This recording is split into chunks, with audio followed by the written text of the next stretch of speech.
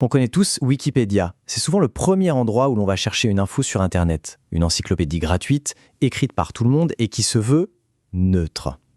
Mais est-ce qu'elle l'est vraiment? C'est la grande question qu'on va creuser ensemble aujourd'hui. Et là, ça commence fort. Cette phrase, c'est pas n'importe qui la sort. C'est Larry Sanger, l'un des cofondateurs de Wikipédia lui-même. Ça jette un sacré pavé dans la mare. Alors, qu'est-ce qui a bien pu se passer pour qu'il en arrive à dire ça? Pour bien comprendre, il faut revenir à la base, à la règle d'or de Wikipédia, le fameux point de vue neutre ou NPOV. L'idée, c'est de présenter les faits sans prendre parti, de donner à chaque opinion une place juste, proportionnelle à son importance dans le débat public. Un idéal vraiment puissant, mais qui aujourd'hui est bien au cœur de la polémique. Ok, avant de plonger dans les accusations, il faut d'abord prendre la mesure du phénomène. Quelle est vraiment l'influence de Wikipédia? C'est ce qu'on va voir tout de suite. Plus de 4 milliards de visites par mois. C'est juste énorme. Ce chiffre montre à quel point Wikipédia est omniprésent. Le contenu de ces pages façonne notre vision du monde, qu'on le veuille ou non. Et c'est justement pour ça que la question de sa neutralité est absolument cruciale. Bon, maintenant passons aux choses sérieuses, les chiffres.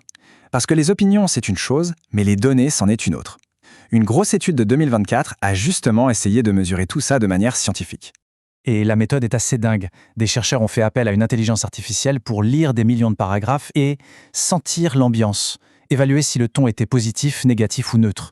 Une sorte d'analyse de texte à une échelle jamais vue, pour déceler d'éventuels partis pris. Et alors le résultat?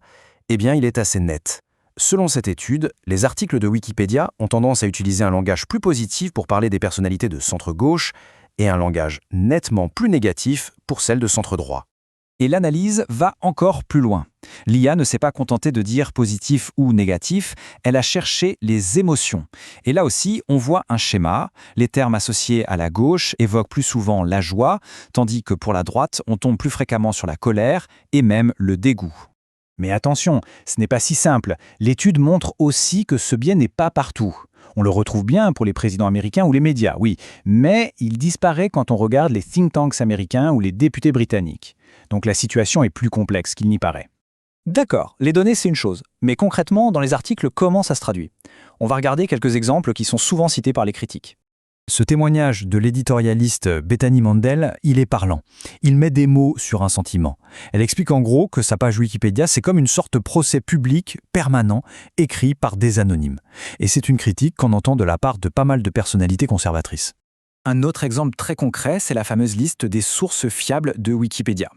Les éditeurs de la communauté ont décidé que CNN était généralement fiable. Par contre, Fox News est classé généralement non fiable pour les sujets politiques et scientifiques. C'est ce genre de décision qui fait tiquer les critiques qui voient la preuve d'un parti pris. Et la liste des critiques s'allonge. Certains s'inquiètent du pouvoir qui est concentré dans les mains d'à peine plus de 400 administrateurs pour tout le site anglophone.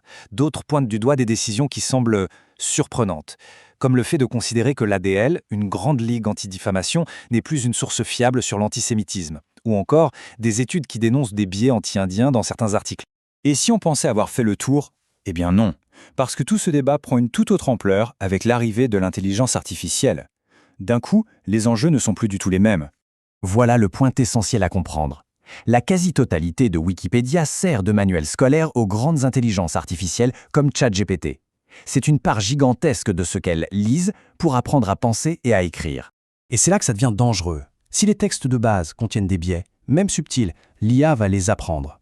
Mais elle ne va pas juste les copier-coller. Non, elle risque de les intégrer, de les digérer et de les amplifier dans toutes les réponses qu'elle nous donnera ensuite. C'est un véritable effet boule de neige. Et ce n'est pas juste une hypothèse en l'air. La même étude du Manhattan Institute a vérifié. Les biais de sentiments qu'elle a trouvés dans Wikipédia, on les retrouve dans les modèles d'IA d'OpenAI. Le lien est fait, la corrélation est là. Finalement, tout ça nous amène à une question beaucoup plus large. Une question qui dépasse Wikipédia et qui touche au cœur de ce qu'est l'information aujourd'hui. L'idée d'un savoir construit par tous, c'est magnifique. Mais quand on voit les guerres d'édition, les biais de chacun, et maintenant l'effet de loupe de l'IA, cette belle promesse de neutralité semble soudain bien fragile. Et ça nous laisse avec une question assez vertigineuse finalement.